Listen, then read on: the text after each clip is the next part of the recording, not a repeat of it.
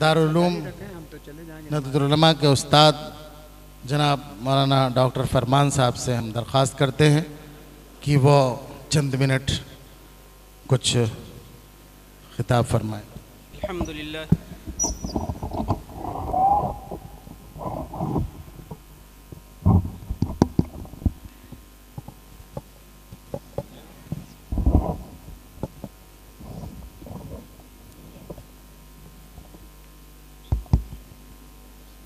الحمد لله رب العالمين والصلاة والسلام على سيد الأنبياء والمرسلين محمد وعلى آله وصحبه أجمعين أما بعد فأعوذ بالله من الشيطان الرجيم بسم الله الرحمن الرحيم إنا نحن نزلنا الذكر وإنا له لحافظون۔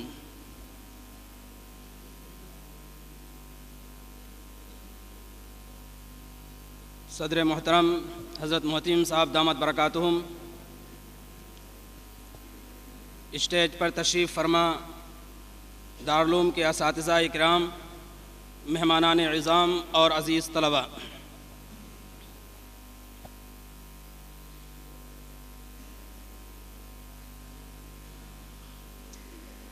یہ بڑا خوشگوار اور پرمسرت موقع ہے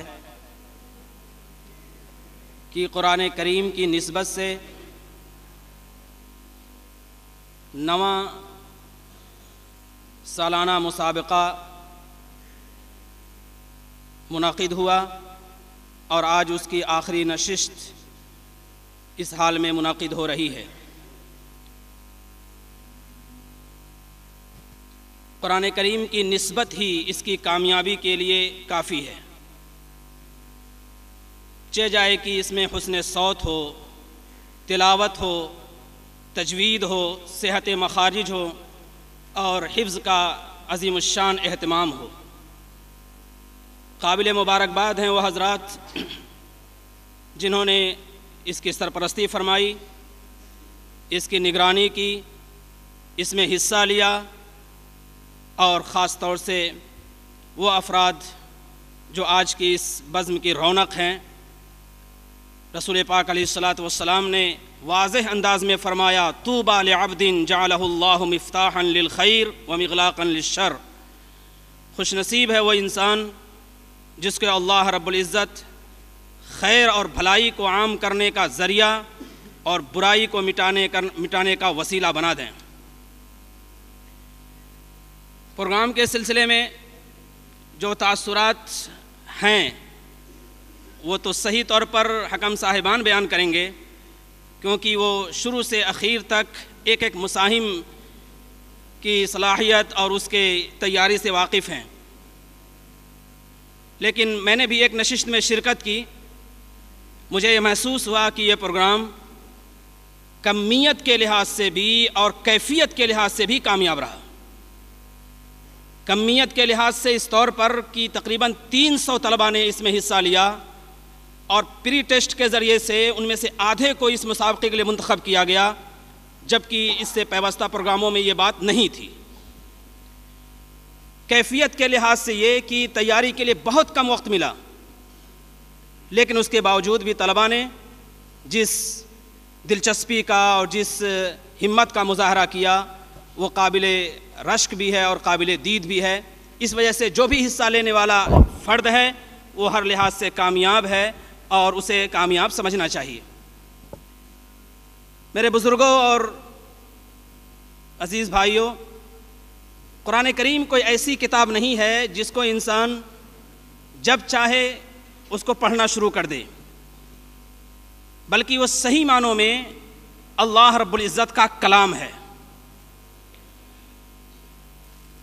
مجھے یہ نہیں معلوم کہ پوری شریعت اسلامی میں کسی کتاب کو خوش الحانی کے ساتھ، لے کے ساتھ اور نغمے کے ساتھ پڑھنے کا حکم دیا گیا ہو سوائے قرآن کے۔ حتیٰ کہ حدیث شریف کے سلسلے میں بھی علماء کا یہ کہنا ہے کہ اس کو بھی لے کے ساتھ نہ پڑھنا زیادہ بہتر ہے۔ اس وجہ سے اگر قرآن کریم کو پڑھا جائے اس استحضار کے ساتھ کہ اللہ کا کلام ہے، اور اس استحضار کے ساتھ کہ یہ ہماری اپنی ذاتی کتاب ہے جس کو اللہ تعالیٰ نے ہمارے دستور حیات کے طور پر نازل کیا ہے، تو کوئی شک نہیں کہ اس عظیم کتاب کا عظیم فائدہ ہماری زندگی میں مرتب ہوگا۔ اور اسی کو علامہ اقبال نے کہا تھا، تیرے ضمیر پر جب تک نہ ہو نزول کتاب، تیرے ضمیر پر جب تک نہ ہو نزول کتاب، گرہ کشا ہے ناراضی نہ صاحب کشاف۔ قرآن کریم جب عظیم کتاب ہے تو ضروری ہے کہ ہم اس کے مقام، اس کے مرتبے اور اس کے حقوق کا بھی لحاظ رکھیں، اور یہ اسی وقت ممکن ہے کہ جب اس کی تلاوت ہماری اعلیٰ درجے کی ہوگی، اور اعلیٰ درجے کی تلاوت اسی وقت ہو سکتی ہے جب ہم صحت مخارج کو، تجوید کو، حسن صوت کو اپنی تلاوت کا موضوع بنائیں گے اور اس سلسلے میں کوئی کوتاہی نہیں کریں گے۔ ایک آخری بات اس سلسلے میں عرض کر رہا ہوں کہ ماشاءاللہ یہ حفاظ کا مجمع ہے، اس میں چھوٹے حفاظ بھی ہیں، بڑے حفاظ بھی ہیں۔ قرآن کریم کا حفظ کرنا سورہ فاتحہ سے لے کر سورہ والناس تک پوری شریعت میں فرض عین نہیں ہے۔ پورے قرآن کا حفظ کرنا فرض عین نہیں ہے، البتہ اتنی مقدار کا حفظ کر لینا واجب ہے جس کے ذریعے سے ہماری نماز درست ہو سکے۔ لیکن یہ بات یاد رہنی چاہیے کہ قرآن کریم کو یاد رکھنا یہ فرض عین ہے۔ انسان کو یاد ہو جائے تو پھر اس کو یاد رکھنا یہ فرض عین ہے، اور اس کو بھلا دینا یہ گناہ کبیرہ میں شمار ہونے والا ہے۔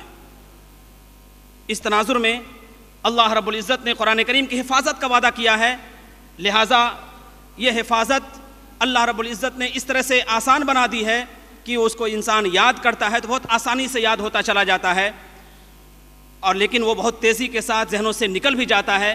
لہٰذا ہمیں اس کے اس پہلو کی طرف توجہ کرنی چاہیے کہ وہ ہمارے ذہنوں سے نکلنے نہ پائے۔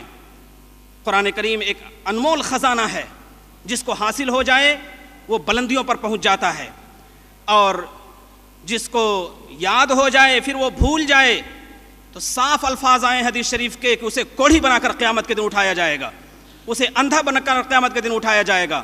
اور قرآن کریم کی آیتیں گواہ ہیں کہ اس کی روزی تنگ کر دی جائے گی، معاشی پریشانیوں سے دوچار ہوگا، اور خوشحالی اسے نصیب نہیں ہوگی کیونکہ اس نے اللہ کے کلام کو یاد کیا تھا اور پھر اس کو فراموش کر دیا۔ تو اس تناظر میں اللہ رب العزت نے ہمیں یہ دولت اگر نصیب فرمائی ہے، انعام اگرچہ نہ ملے اس میں، ویسے تو کسی کو نہیں سمجھنا چاہیے کہ ہم ناکام ہوئے، الحمدللہ حصہ لیا کامیاب ہوئے۔ اگر انعام اول دوم سوم کی شکل میں نہیں مل رہا ہے تو اس پر نازاں ہوئیے کہ اللہ رب العزت نے یہ فضل، یہ خیر آپ کے حصے کے لیے رکھا ہے۔ یا ایھا الناس قد جاءتکم موعظۃ من ربکم وشفاء لما فی الصدور وہدی ورحمۃ للمؤمنین قل بفضل اللہ وبرحمتہ فلیفرحوا هو خیر مما یجمعون۔ اللہ کے فضل پر اور اس کی رحمت پر خوش ہو جاؤ کہ اللہ تعالیٰ نے تمہیں یہ نعمت عطا فرمائی ہے۔ اللہ تعالیٰ ہمیں توفیقات سے نوازیں۔ وآخر دعوانا الحمدللہ رب العالمین۔